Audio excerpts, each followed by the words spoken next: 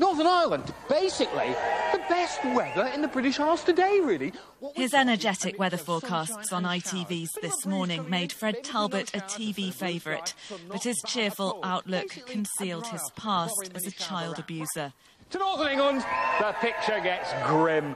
The usually chatty presenter had rather less to say for himself when questioned by police.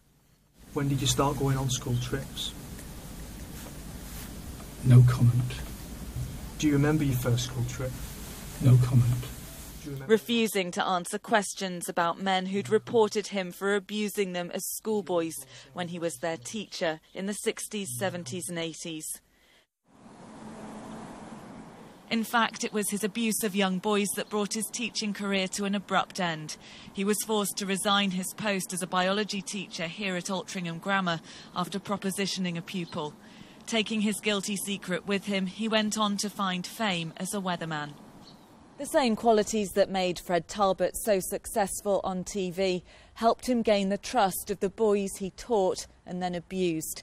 His energy, enthusiasm and extrovert personality meant he was well liked and made it all the more difficult for his victims to speak out. Men told his trial about canal barge trips organised by Talbot when he gave teenage boys alcohol and forced them to sleep naked with him. One of Altrincham's most famous past pupils, Stone Roses star Ian Brown, gave evidence for the prosecution, recalling inappropriate sex education lessons given by Talbot and a gay porn film that had been shown to the class. Talbot's own diary entries from the time incriminated him further.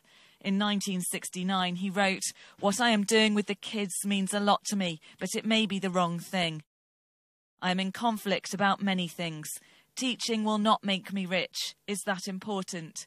What is more interesting than a smoking, swearing, copulating 15-year-old? An extract from 1984 details how pupils stayed over at his house. It ends, "As usual, I had quite a bit to drink, and as usual, I tried. I must be mad." So I used to have panic attacks when I was a kid. I still have them occasionally. And somebody said you should note when it occurs in case it's caused by something you eat. OK. When asked about his diaries, Talbot lied to police about a code he used. I mean, you've told me about the asterisks, and you said those asterisks mean panic attacks. That's correct, isn't it? No comment. OK. Right, well, I think those asterisks don't mean panic attacks at all.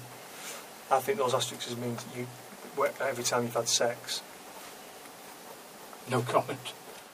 I think certainly in other cases where we've seen this kind of behaviour, paedophiles keeping diaries of their activities, there has been an aspect of it which is around the trophy, you know, celebrating what they're doing and the fact that they're able to get away with it, despite knowing, as Talbot clearly did, that it was totally wrong.